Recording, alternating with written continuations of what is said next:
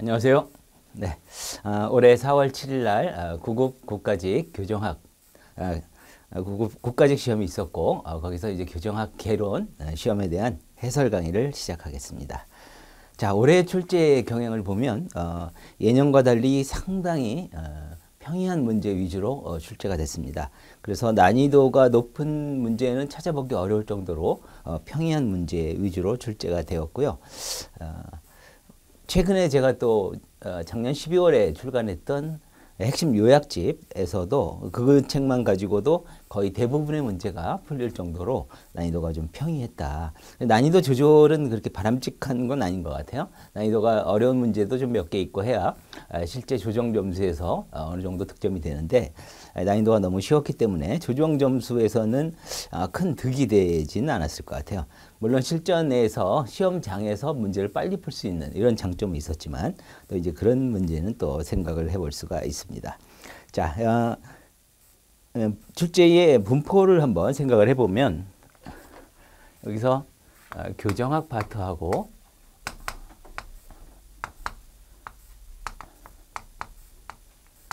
형사정책이 60대 40, 6대 4 비율로 출제가 됐습니다. 여기 12문제, 형사정책이 8문제 이렇게 출제가 됐고요. 그 다음에 법령하고 이론이 있는데 법령 75%,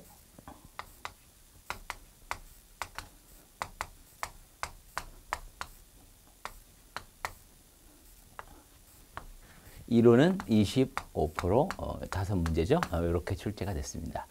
그 중에 교정학을 또 세분화해보면 교정학에서 여기 법령이 10문제, 이론이 2문제 이렇게 출제가 됐고요. 형사정책 파트에서는 법령이 5문제, 그리고 이론 3문제 이렇게 출제가 됐습니다. 그 중에 법령이 전체가 15문제죠. 그 중에 가장 많이 출제된 게 이 부분이에요.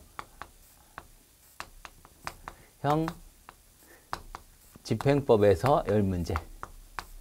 그래서 형집행법이 역시 50%나 되죠. 상당히 많이 출제 비중이 있었고 나머지 기타 법령은 소년법에서 많이 나왔죠. 3문제가 나왔고 그 다음에는 또 형법에서 1문제,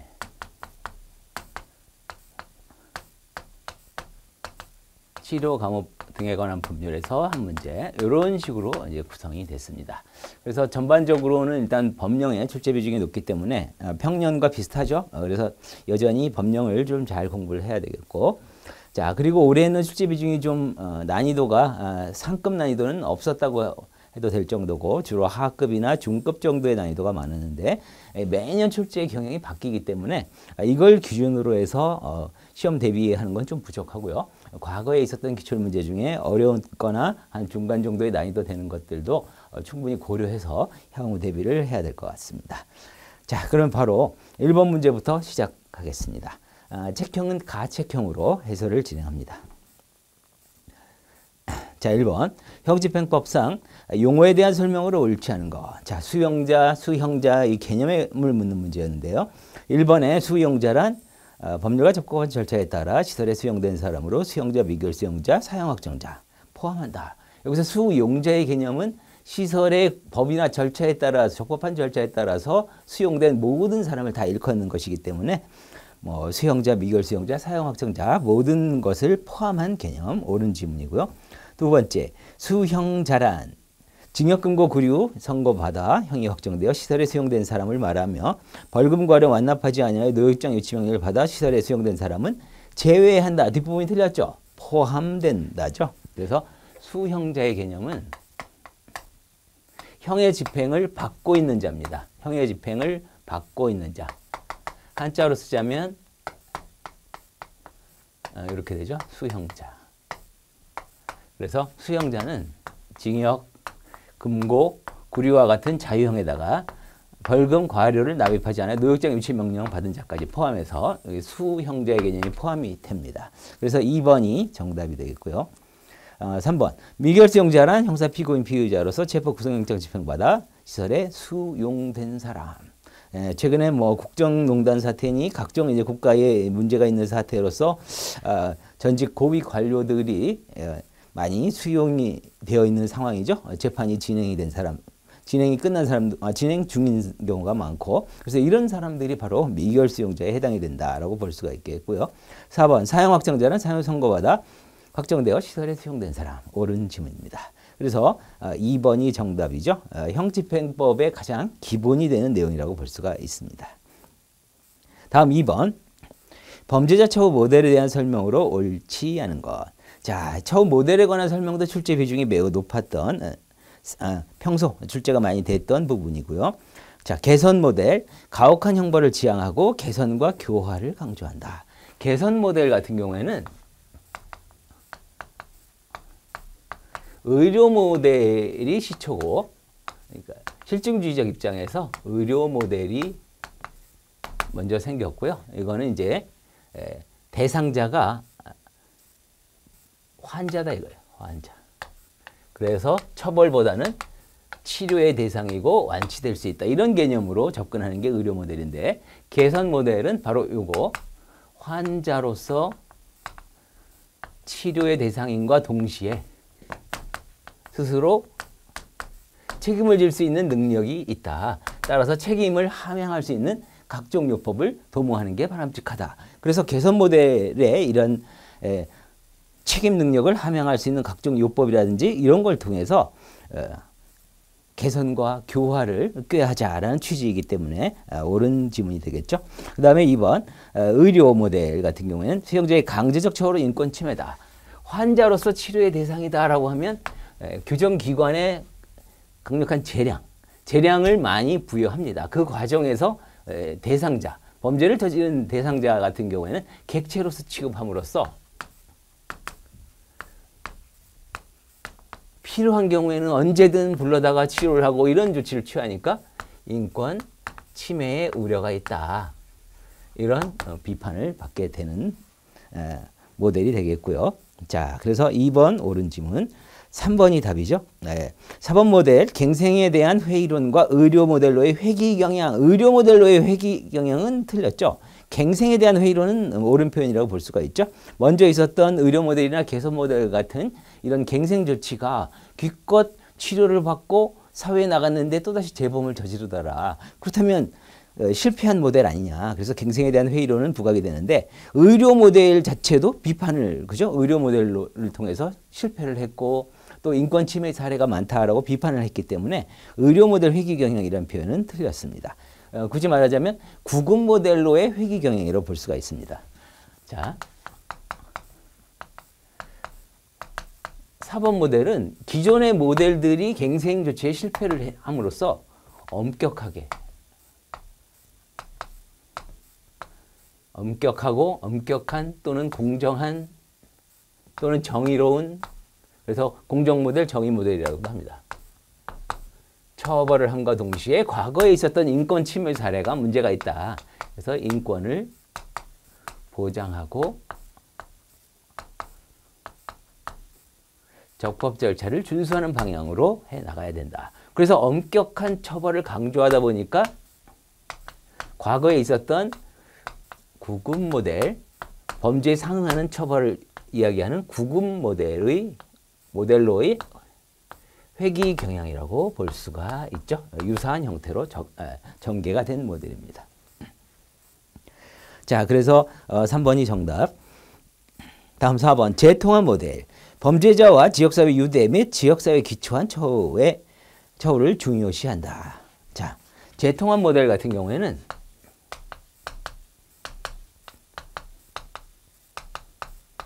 두 가지 차원에서 논의합니다.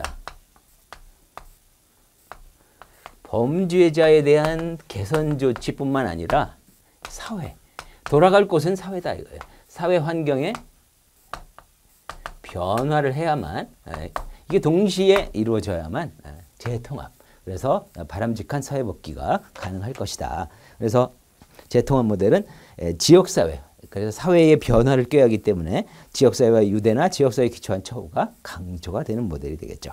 그래서 3번이 정답입니다. 자, 다음 문제로 가죠. 3번. 다음 사례에 해당하는 중화의 기술을 옳게 짝지은 것. 자, 마차와 사이크스의 중화기술 이론에 대한 설명이고요. 마차와 사이크스 같은 경우에는 5가지로 중화기술을 이야기했죠.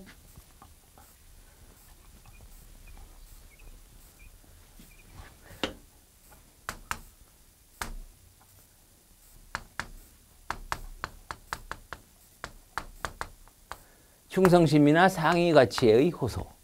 그래서 예를 들어서 내가 어쩔 수 없이 가족의 생계를 위해서 어쩔 수 없이 이런 짓을 할 수밖에 없었다라고 둘러대는 중화 기술, 합리화의 기술이 되겠고요. 자, P는 피해자의 부정이에요. 그러니까 저 사람은 평상시의 행태를 봐서 피해자로서의 자격이 없다. 이런 식으로 이야기하는 피해자의 부정. 가는 가해 내지 손상의 부정. 이거는 이 지문에 있는 것처럼 자기가 어떤 가해 행위를 하지 않았다라고 주장하는 거예요. 우리 지문의 가번에 해당이 되죠. 친구의 물건을 훔쳤음에도 불구하고 훔친 게 아니고 나는 빌린 겁니다 라고 둘러대는, 합리화하는 방법. 그래서 가번은 가해의 부정과 연결이 되고요. 우리 시험 지문의 가번. 자, 이건 비난 자에 대한 비난. 예를 들어서 학생이 어떤 잘못을 저질렀다. 선생님이나 뭐 경찰관이 꾸지람을 한다 그러면 당신들은 뭐 천지를 받고 뇌물을 받고 이런 짓 하면서 나를 비난할 자격이 있느냐. 이런 식으로 비난자에 대한 비난에 해당이 되고요. 그 다음에 맨 마지막 책임의 부정. 나는 이러이러한 이유로 제가 책임질 일이 아니에요. 책임이 없어요. 본인의 책임을 부정하는 거예요. 우리 지문에서는 나번과 관련이 있죠. 술에 취해서 자기도 모르는 사이에 저지른 범행이다. 그래서 나는 술에 취했기 때문에 책임을 인정하기 어렵다. 그래서 범죄 성립 요건 3가지를 보면 구성 요건 해당성, 위법성, 책임 이 3가지를 갖춘 경우에 한해서만 범죄가 성립하는데 그중에 책임을 부정하는 거예요. 그래서 나는 범죄가 아니다라는 주장을 하는 거죠. 그래서 술에 취했다라고 하는 것은 스스로 사리 분별 능력이 없다. 따라서 나는 책임이 없다 함을 강조한 내용이에요. 그래서 이 부분은 지문에서 나에 해당이 되죠. 자, 그래서 정답은 1번이 되겠죠. 가는 가해의 부정, 나는 책임의 부정입니다. 자, 4번 문제로 갑니다. 머튼이 제시한 아노미 상황에서 적응 양식 중에서 기존 사회 체제를 거부하는 혁명가와 알코올 중독자에 해당하는 것을 옳게 짝지은 것은, 자, 머튼 같은 경우에는 아노미 이론에서 개인의 적응 양식에 따라서 5가지로 구분이 된다라고 이제 적응 양식을 이제 설명을 합니다. 그래서 동조형, 개혁형, 요거는 혁신형이라고도 하고요.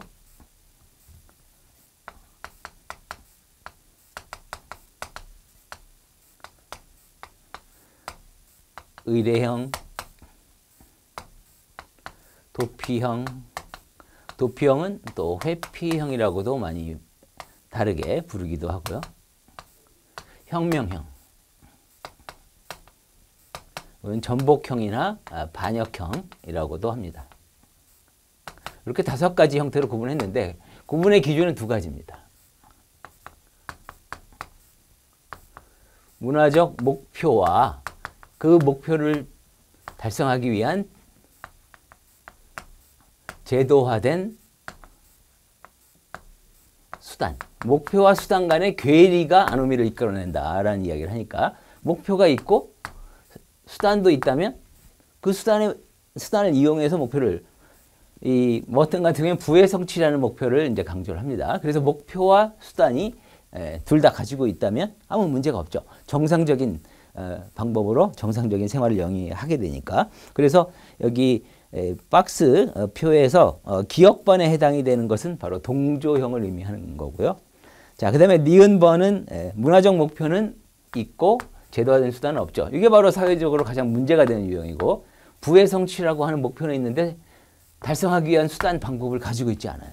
그러면 불법을 저질러서라도 내가 돈을 벌겠다라고 한다면 바로 이 경우에 해당이 되죠. 바로 이게 니은번에 해당이 되고, 이게 개혁형 내지 혁신형입니다.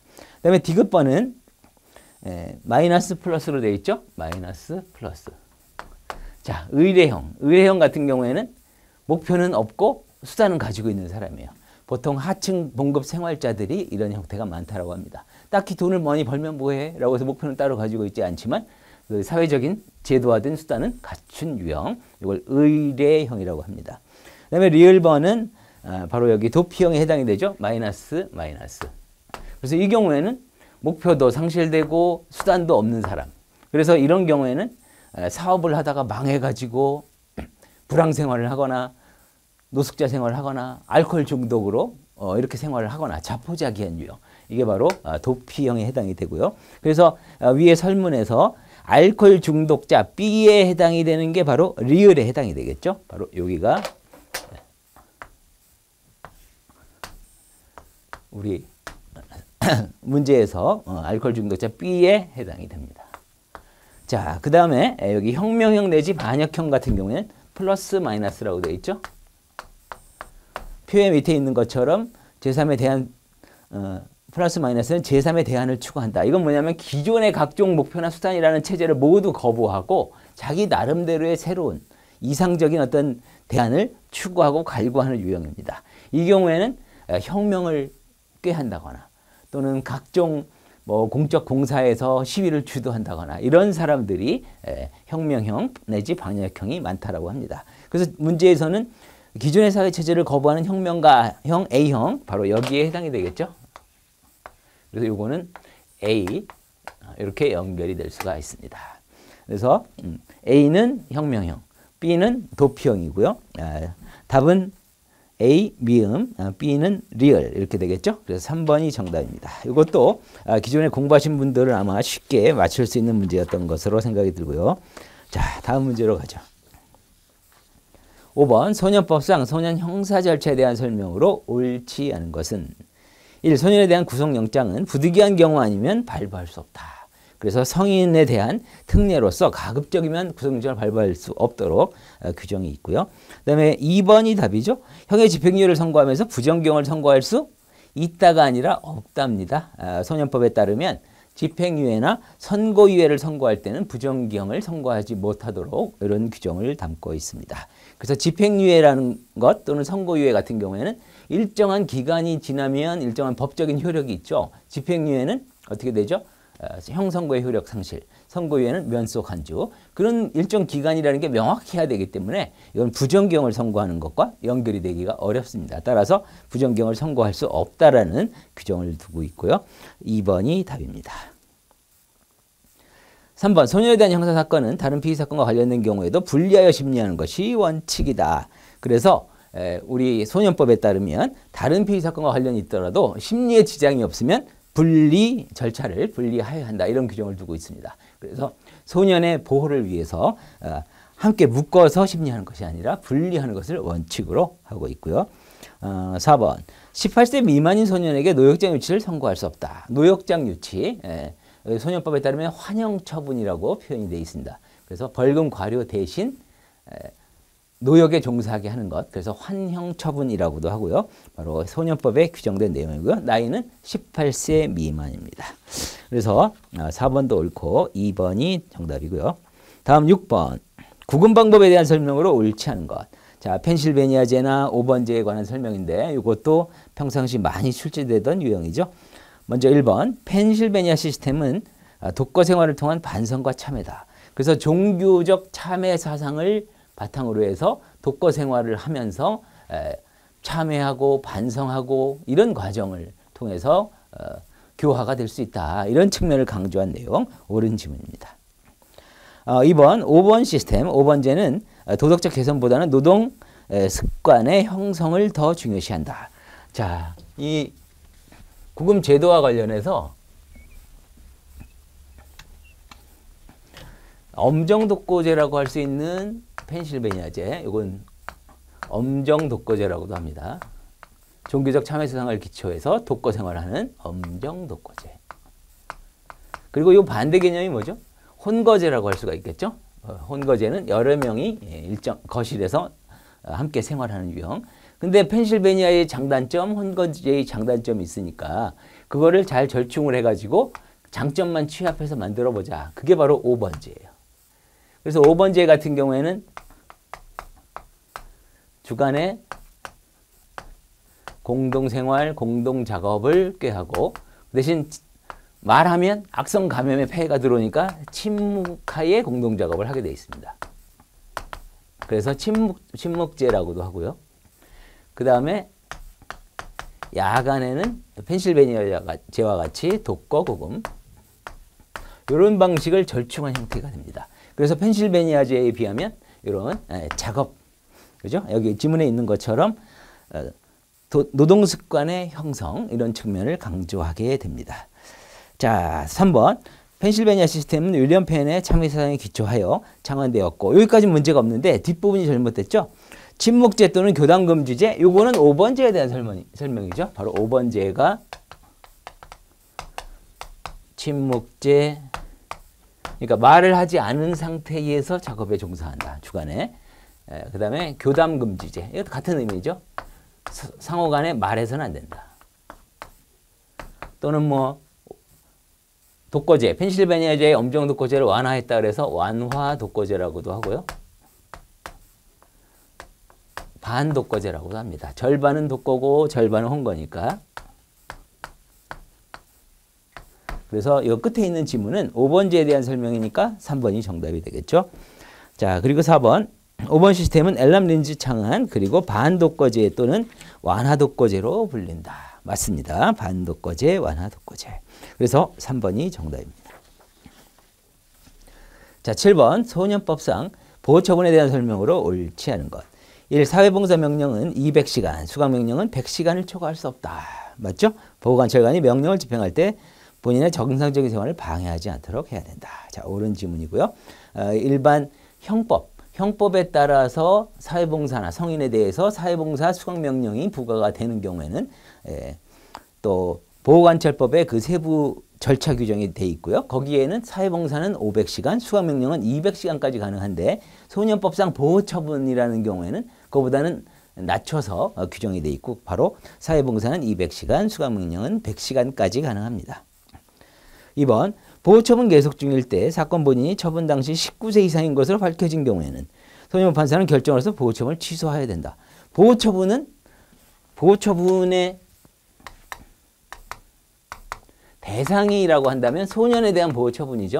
10세에서 19세 미만까지만 대상으로 하고 있습니다. 그런데 보호처분을 내렸는데 보니까 처분 당시에 19세 이상이다. 그러면 대상이 될 수가 없죠. 19세 이상이니까. 그럼 이 처분은 잘못됐으니까 취소해야 되는 거예요.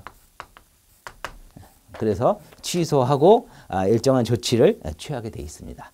그래서 예를 들어서 뭐 경찰서장이라든지 보호자 등의 경찰서장 송치라든지 보호자 등이 통고한 사건으로 보호 사건으로 진행이 되었는데 나중에 처분 후에 19세 이상인 것으로 밝혀졌다.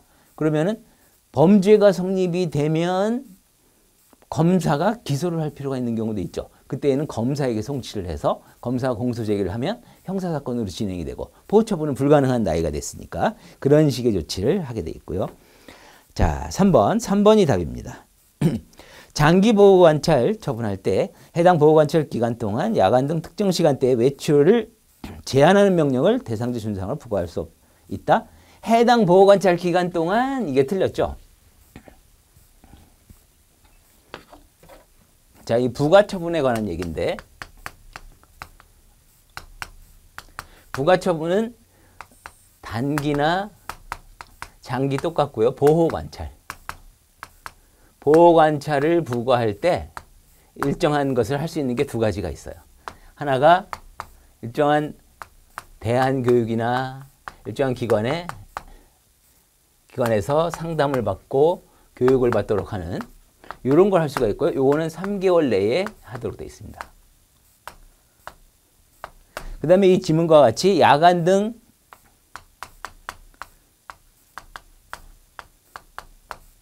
특정 시간대 외출 제한 이런 부가처분 같은 경우에는 1년 이내로 되어 있습니다. 1년 이내 기간을 정하여 할 수 있도록 되어 있어요. 그래서 이 지문에서 해당 보호관찰 기간 동안이 잘못됐죠. 1년 이내의 기간을 정하여 했기 때문에 이게 정답이 되겠고요. 그 다음에 또 다른 부가처분이라고 한다면 그 아이의 보호자가 문제가 있어서 아이 교육 잘못해가지고 애가 사고 쳤다. 그럼 보호자에게 특별 교육을 받도록 하는 이런 조치도 부가처분으로 규정하고 있습니다. 자, 이런 것들이에요. 그래서 단기든 장기든 보호관찰 부과할 때 바로 대안교육, 상담교육, 특정 시간대 외출 제한 이런 부가처분이 가능합니다. 자, 3번이 답이고요. 4번 사회봉사명령은 14세 이상의 소년에게만 할 수 있고 수강명령은 12세 이상의 소년에게만 할 수 있다. 시험에서도 아주 많이 출제된 내용이죠. 사회봉사명령 연령 제한이 있고 14세 이상 그리고 보호처분이니까 19세 미만까지가 되겠고 수강명령은 12세 이상 19세 미만 이런 규정을 두고 있습니다. 자, 8번 소년법상 소년법 판사가 취할 수 있는 임시조치로 옳지 않은 것. 자, 사건 조사 심리를 위하여 필요하다면 일정한 기관에 맡겨서 위탁을 해서 보호할 수 있도록 임시조치를 하는 이런 규정이 있는데 기간이 잘못된 거죠. 여기 보면 보호자, 요양소, 소년분류심사원, 소년을 보호할 수 있는 적당한 자에게 각각 감호 위탁하는 조치는 모두 해당 사항이 있긴 한데 기간의 차이가 있습니다.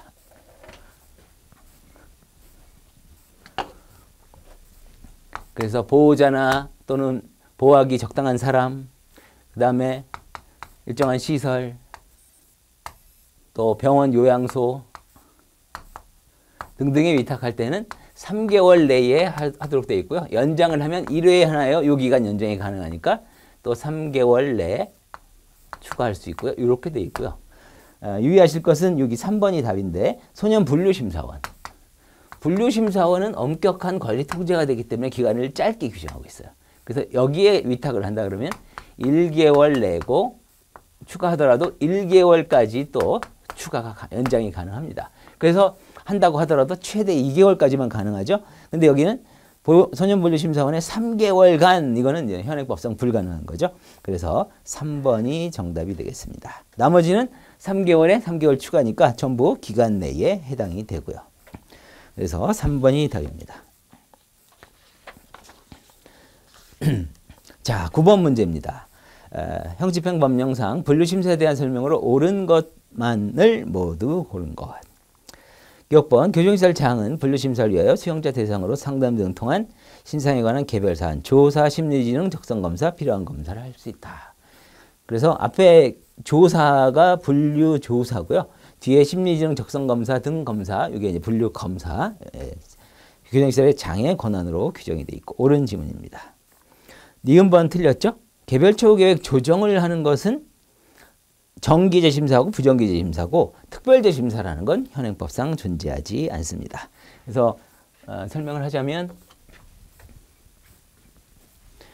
개별처우계획의 수립을 위한 것은 처음에 들어온 사람을 대상으로 하는 신입심사가 있고 수립한 내용을 조정할 필요가 있다. 이게 바로 재심사예요. 재심사에는 두 가지가 있는 거예요. 정기재심사와 부정기재심사. 그래서 조정을 위한 것은 이 두 가지만 있고 특별재심사라는 것은 없다. 니은 틀렸고요. 그다음에 디귿번. 경비처우급 조정을 위한 평정소득점수 기준은 수용 및 처우를 위하여 필요한 경우 장관이 달리 정할 수 있다. 이것도 재량 규정으로 이런 규정을 두고 있고요. 그다음에 리을번. 교정시설장은 수용자 부상, 질병, 그 밖에 부득이한 사유로 작업 또는 교육받지 못한 경우에는 그래도 점수를 어떻게 평가할 수 있겠냐 그 얘기고요. 3점 이내의 범위에서 작업 또는 교육 성적을 부여할 수 있다. 작업 교육 성적은 5점 만점입니다. 그런데 실제 참여하지 못한 이런 질병이나 부상으로 참여하지 못한 사람은 3점 범위 내에서 부여할 수 있다는 규정을 두고 있습니다. 미음번. 조정된 처우 등급에 따른 처우는 조정이 확정된 다음 날부터 한다. 이 경우 조정된 처우 등급은 조정이 확정된 날부터 틀렸죠? 그달 초일부터. 초일부터. 그달 첫째 날부터 적용된 것으로 본다. 이렇게 되어 있습니다. 그래서 미음번 틀렸죠. 요거는 이제 월별로 산정을 할 때는 그 달 전체 초일부터 적용된 것으로 해석을 하자 이런 의미예요. 그래서 미음하고 니은번 두 개가 틀린 거고 지금 옳은 거 고르시니까 기역, 디귿, 리을 2번이 답입니다. 다음 10번. 형집행법령상 교도작업에 대한 설명으로 옳은 것만을 모두 고른 것. 자, 기억번. 교정시설의 장은 수용자의 부상, 질병, 작업 계속 어려운 특별한 사정이 있다면 사유 해소될 때까지 면제할 수 있다. 이렇게 하는 게 바람직하겠죠. 교도소장의 권한으로 규정이 되어 있고요. 니은번. 시설의 장은 수용자 개방 완화 처우급으로서 작업기술 탁월, 작업 성적이 우수한 수용자에게 수용자 자신을 위한 개인 작업을 하게 할 수 있다. 그래서 이 작업이라는 표현이 있지만 이건 교도작업과는 다른 개인에게 허용이 된 뭐 취미 활동과 유사한 작업을 의미하는 거고요. 바로 개방과 완화 경비 처우급에 한해서 허용이 됩니다. 옳은 지문이고. 다음 디귿번. 시설의 장은 관할 지방교정청장의 승인을 받아 수용자에 부과하는 작업의 종류를 정한다. 작업의 종류 시설의 장, 소장이 정하긴 하는데 승인이 틀렸죠? 지방교정청장이 아니라 법무부 장관의 승인을 받아서 정하도록 되어 있습니다. 그래서 디귿 틀렸고요. 다음 리을번. 작업장려금은 본인의 가족생활 부조, 교화, 건전한 사회복귀가 특히 필요하면 석방 전이라도 전부 일부를 지급할 수 있다. 네, 이건 예외 규정으로 담고 있죠. 원칙은 작업장려금은 석방 시 본인에게 지급한다는데 바로 이 리을 지문이 그 예외입니다. 가족의 생활 부조를 위해서 장려금 쌓인 거 뭐 혼자 계시는 우리 노모에게 좀 보내주십시오. 허용을 한다 이런 의미고요. 그다음에 미음번. 교정시설의 장은 수용자 가족이 사망하면 3일간 작업 면제한다? 틀렸죠? 가족이 사망했다 그러면 2일입니다. 2일간. 그래서 사망한 경우에는 2일, 그리고 기일일 때는 또 1일 이렇게 돼 있죠. 우리 해설의 미음번에 있는 것처럼 가족이나 배우자의 직계 존속이 사망했다. 그러면 2일간 면제한다. 그리고 부모나 배우자의 기일을 맞았다. 그러면 1일간 면제한다. 이런 규정이 있습니다. 반드시 면제해야 되는 건 아니고 원칙 면제인데 예외가 있죠. 본인이 작업을 희망하면 또 예외가 있다라는 규정도 있고요. 원칙적으로 면제하게 되어 있습니다. 그래서 이 일이기 때문에 미음 틀렸습니다. 그래서 옳은 것은 기역, 니은, 리을 2번이 정답이고요. 다음 11번 문제. 보기에 제시된 설명과 이에 제시된 학자를 옳게 짝지은 것은 자, 이것도 아마도 대부분 수험생들이 잘 맞췄을 것 같습니다. 자, 기억번부터 보죠. 감옥개량의 선구자 인도적인 감옥개혁을 주장했다. 영국과 웨일즈의 감옥 상태론을 저술한 하워드, 존 하워드의 주장이죠. 그래서 기억은 B번과 연결이 되고 자, 그 다음에 니은번. 범죄와 형벌 집행을 했다면 백가리하죠. 그리고 죄형법정주의를 강조했습니다. 과거의 고문이라든지 과도한 제재를 제한하기 위해서 죄형법정주의를 강조했던 백가리아의 내용이고요. 니은번은 백가리아. 자, 그 다음에 디귿번. 파놉티콘이라는 감옥 형태를 구상. 파놉티콘 교도소 건립 계획을 수립한 사람, 실제 건립은 되지 않았지만 바로 벤담이죠. 그래서 디귿번은 벤담. 리을번. 범죄 포화의 법칙 하면 일정한 사회에서는 일정한 범죄가 발생할 수밖에 없다. 범죄 포화의 법칙, 바로 페리의 주장이죠. 그래서 연결을 하면 기역번은 B와 연결이 되고 그다음에 니은번 A, 디귿번 C, 리을번 D가 되겠죠.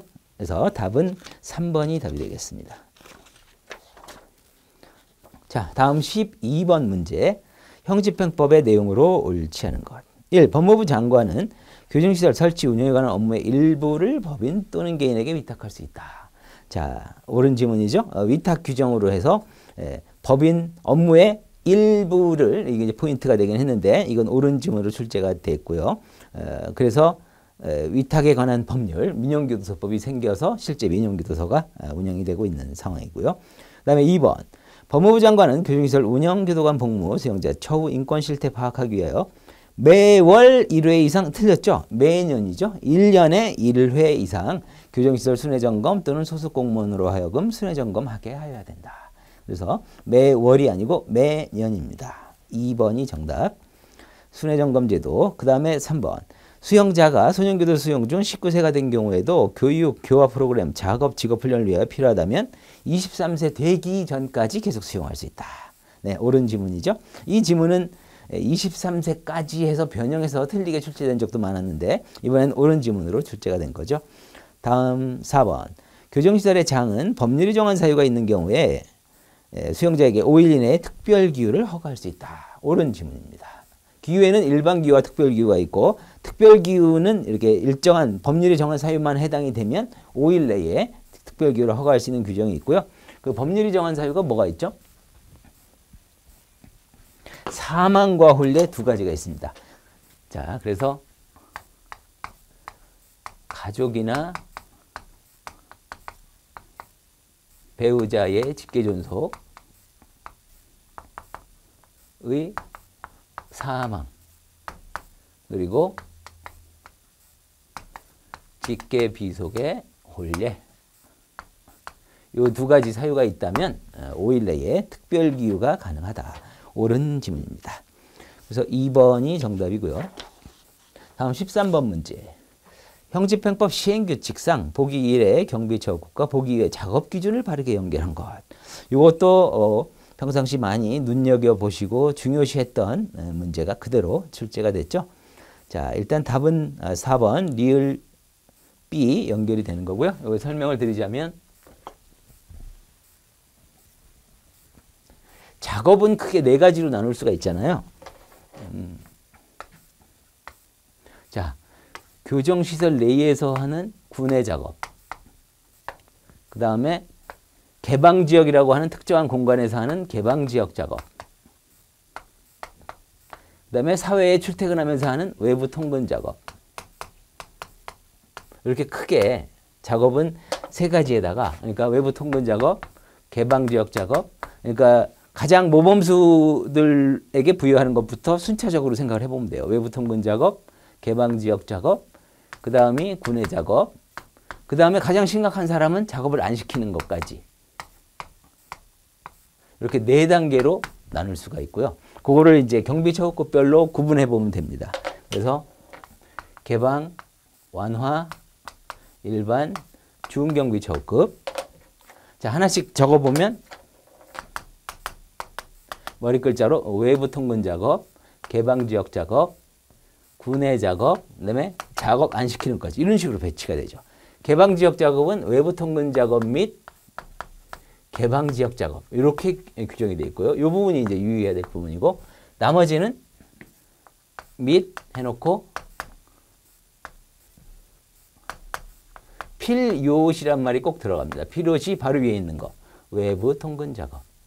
그다음에 일반 경비처우급 군의 작업 및 필요시 바로 위에 있는 개방지역 작업. 그 다음에 중경비처우급은 미신한 말 필요 없죠. 처음에 아무것도 없으니까. 그래서 필요시 바로 위에 있는 군의 작업. 이렇게 됩니다. 자, 이렇게 해서 기억을 해 놓으시면 쉽게 맞출 수 있는 문제였고요.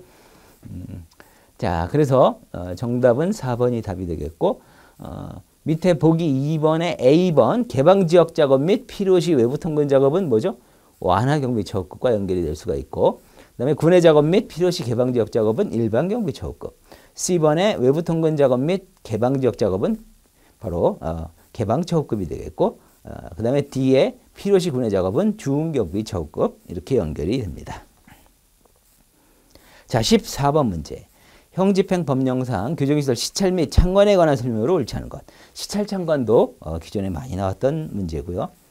1번 교정시설의 장은 판사와 검사 외의 사람이 교정시설 참관을 신청할 때 성명, 직업, 주소, 나이, 성별 및 참관 목적 확인한 후 허가 여부 결정한다. 그래서 참관 신청이 들어오면 교정시설의 장, 소장의 허가가 있어야 되는데 쉽게 허가하면 안 되겠죠. 이름이 뭐고 직업이 뭐고 주소가 어떻고 시설의 질서를 어지럽힐 우려도 있으니까 그런 걸 충분히 꼼꼼하게 검토한 다음에 허가 여부를 결정해라. 옳은 지문. 다음 2번. 판사, 검사 외의 사람은 교정시설 참관하려면 학술연구 등 정당한 이유를 명시하여 관할 지방교정청장의 허가 틀렸죠. 네. 자, 누구의 허가죠? 교정시설의 장. 바로 교도소장, 구치소장. 소장의 허가를 얻어야 합니다. 자, 허가, 참관 허가와 관련해서 지방교정청장이 등장하는 경우가 있긴 있죠. 어떤 경우가 있죠? 외국인. 외국인이 참관 신청했다. 그럼 이 경우에는 두 단계죠. 미리 관할 지방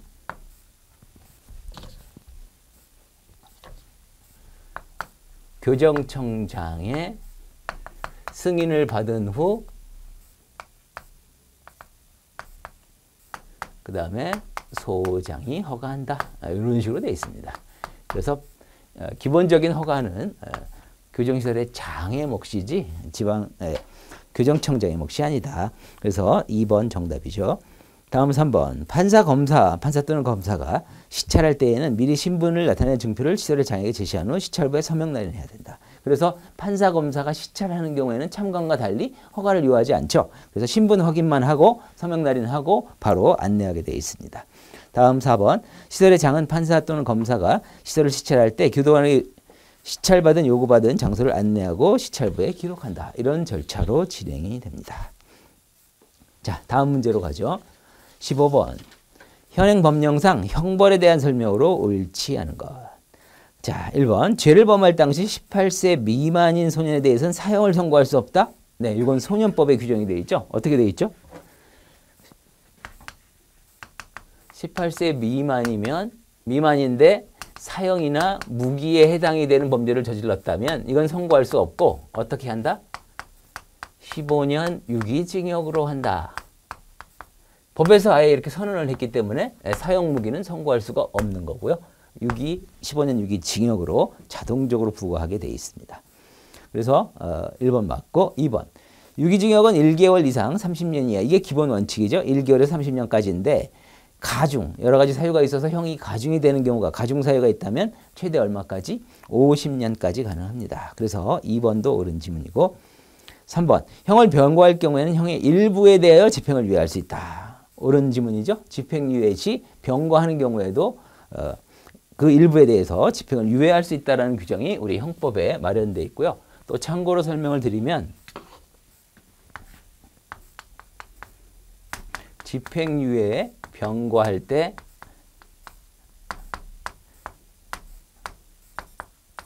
일부에 대하여 집행유예가 가능하다. 이런 규정이 있고요. 선고유예도 유사한 규정인데 약간 달라요. 변고할 때에는 전부 또는 일부 이렇게 되어 있습니다. 전부 또는 일부에 대해서 선고유예를 할 수 있다. 이것도 참고로 알아두시고요. 자, 4번이 답입니다. 형의 선고유 받고 나서 1년을 경고하면 면소된 것으로 간주한다. 면소 간주 규정까지 맞는데 숫자가 틀렸죠? 2년이죠. 선고유예 받고 나서 2년 동안 사고 안 치고 무사히 경고하면 면소 간주. 그래서 4번이 정답입니다. 자, 16번. 형집행법상 여성수용자 처우에 대한 설명으로 옳지 않은 것. 여성수용자에 대한 처우도 시험에 출제 비중이 매우 높았던 거고요. 자, 1번. 교정시설의 장은 여성수용자에 대하여 건강검진을 실시하는 경우에 나의 건강을 고려하여 부인과 질환의 검사를 포함시켜야 한다. 이게 몇 년 전에 포함시킬 수 있다 해서 포함시켜야 한다로 바뀌었죠. 그래서 임의적 규정에서 반드시 해야 하는 필요적 규정으로 바뀐 게 두 가지가 있었죠. 부인과 질환 검사를 하여야 한다. 그 다음에 생리에 필요한 물품, 생리대가 되겠죠. 생리대 지급 이것도 하여야 한다. 당시 이 두 가지가 필수 규정으로 개정이 되었던 내용이고요. 자, 다음 2번. 교정시설의 장은 여성수용자가 미성년인 자녀와 접견할 때 차단시설이 없는 장소에서 접견하게 할 수 있다. 그래서 차단시설이 없는 장소에서 임의적 규정입니다. 접견하게 할 수 있는 게 바로 여성수용자가 누구와? 그냥 일반 자녀가 아니고요. 미성년인 자녀와 접견할 때. 그래서 옳은 지문. 다음 3번. 교정시설의 장은 여성 수용자에 대해 상담교육 작업 등을 실시할 때 여성교도관이 하는 게 원칙인데 예외가 있죠. 다만 여성교도관 부족이나 그 밖에 부득이한 사정이 있다면 그러하지 아니하다. 이런 예외가 있고요. 이러한 부득이한 사정이 있어가지고 남성교도관이 실내에서 상담 등을 실시할 때는 어떻게 한다고 되어 있죠? 투명한 창문이 설치된 곳에서 다른 여성을 입회한 후에 또 실시한다. 뭐 이런 예외 규정이 세부 규정이 담겨 있는 거고요. 자, 다음 4번. 교정시설의 장은 수용자가 임신 중이거나 출산, 유산도 포함이 됩니다.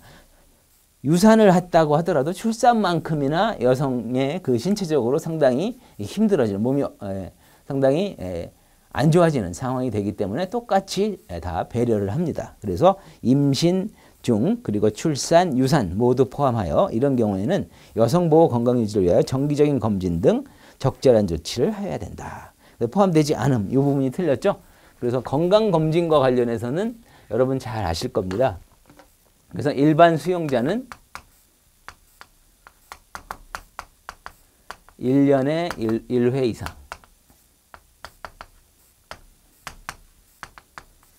19세 미만의 소년 수용자와 개호상 독거 수용자,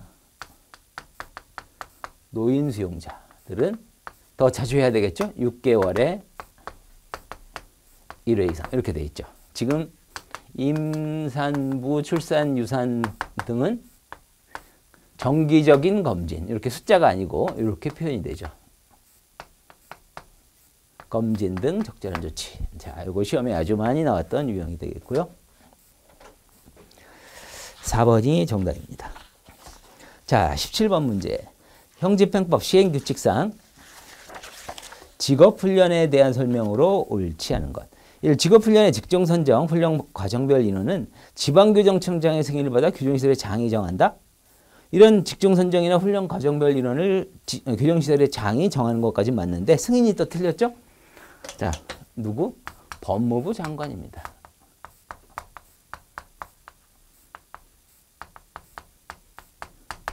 그래서 1번 정답이에요. 다음 2번. 교정시설의 장은 소년 수용자의 선도를 위하여 필요한 경우 직업훈련에 필요한 기본 소양을 갖췄다고 인정할 수 없더라도 직업훈련 대상자로 선정하여 교육할 수 있다. 그래서 원칙적으로 그 대상자의 필요한 요건이라고 한다면 기본 소양은 갖춰야 된다는 규정이 있습니다. 그런데 소년의 선도를 위해서 특례 규정이 있는 거예요. 자, 해설을 한번 보시면 해설에 2번 해설 바로 밑에 형집행법 시행규칙 125조 나오죠.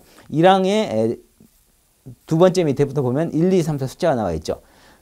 집행할 형기 중에 훈련과정 이수할 수 있을 것. 2번에 기본 소양, 바로 소양 여기 나오죠. 소양 갖출 것. 3번 기술이 없거나 재훈련 희망할 것. 4번 석방 후 관련 직종에 취업할 의사가 있을 것. 이렇게 두 문자로 하자면 이소, 기, 취, 이수, 소양, 기술, 그 다음에 취업 의사. 그런데 2항을 한번 보세요. 4번 바로 밑에. 소장은 소년 수용자의 선도를 위해 필요한 경우에는 1항의 요건을 갖추지 못한 경우에도 대상자로 선정하여 교육할 수 있다라고 하는 예외 규정이 있고요. 그게 시험 지문으로 나온 겁니다. 그래서 2번 옳은 지문이고 다음 3번. 교정시설의 장은 15세 미만의 수용자를 직업훈련 대상자로 선정해서는 아니 된다. 아예 직업훈련 대상자 선정의 제외 사유로서 몇 가지가 나열되어 있고 15세 미만 들어가 있습니다. 자, 이것도 해설을 보면 밑에 3번 해설을 보면 동그라미 3번 밑에 형집행법 시행규칙 제126조에서 나와 있죠. 이러이러한 경우에는 125조에도 불구하고 선정해서는 아니 된다. 밑에 보면 1, 2, 3, 4, 5번. 15세 미만이 바로 1호에 해당이 되고 그다음에 교육과정 수행할 문자 해독이나 강의 이해 능력이 부족하다. 그다음에 징벌 대상자 혐의 조사 징벌 집행 중 작업 교화 프로그램 등으로 직업훈련 실시 곤란 질병 신체 조건 등 감당하기 어려운 경우 이렇게 돼 있죠. 이것도 머리 글자 한번 적어보면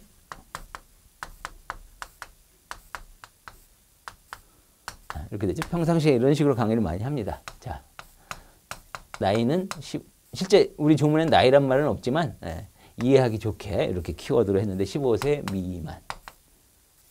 그죠? 나머지는 뭐 이해 능력, 그 다음에 징벌 대상 행위, 작업, 질병 이렇게 되는 거죠. 그래서 대상자로 선정할 수 없는 사유들이고요. 다음 4번. 교정시설의 장은 직업훈련 대상자가 대상행위 혐의가 있어 조사를 받게 된 경우에 보류할 수 있다. 조사받는 동안은 그죠? 그걸 실시하기가 곤란하기 때문에 보류 사유로 규정하고 있습니다. 자, 이것도 해설 4번 해설에 바로 밑에 보면 형집행법 시행규칙 128조 1항 여기에 보류 사유가 있죠. 밑에 1, 2, 3 그리고 다음 페이지 4번까지 징벌 대상행위 혐의 조사받게 된 경우 그 다음에 신체 허약, 심신 허약, 질병으로 훈련 감당할 수 없다. 그 다음에 소질 적성 등등으로 직업훈련 계속할 수 없다고 인정되는 때. 그리고 하나가 더 있죠. 자, 4번 그 밖에 직업훈련 계속할 수 없다고 인정되는 이런 경우에는 보류할 수 있는 사유. 그래서 답은 1번이 되겠습니다. 자, 18번 문제로 갑니다. 현행법령상 가석방제도에 대한 설명으로 옳지 않은 것. 자, 가석방도 출제 비중이 높은 파트였죠. 1번 가석방은 행정처분의 일종이다. 맞죠? 우리 형법에 규정이 되어 있죠. 행정처분으로 가석방을 할 수 있다. 우리 형법 72조 1항에 규정된 내용이고요. 그 다음에 2번 가석방심사위원회는 위원장을 포함한 5인 이상 9인 이하의 위원으로 구성한다. 그래서 가석방심사위원회의 구성인은 5인에서 9인 이하. 자, 각종 위원회의 구성위원이 출제가 많이 되는데 이번에는 가석방심사위원회의 구성위원이 나왔죠.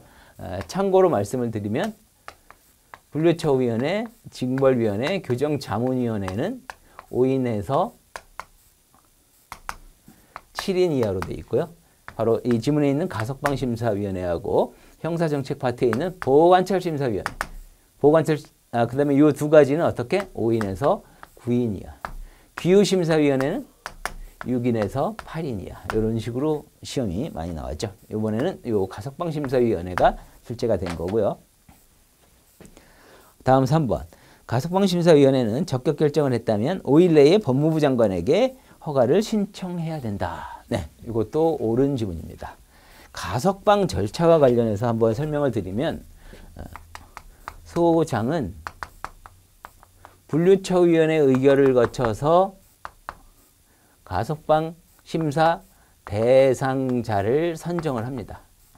선정을 하게 되면 적격 여부를 판단해 달라라고 5일 내에 요청을 해요. 그게 바로 이제 가석방심사위원회가 등장하겠죠.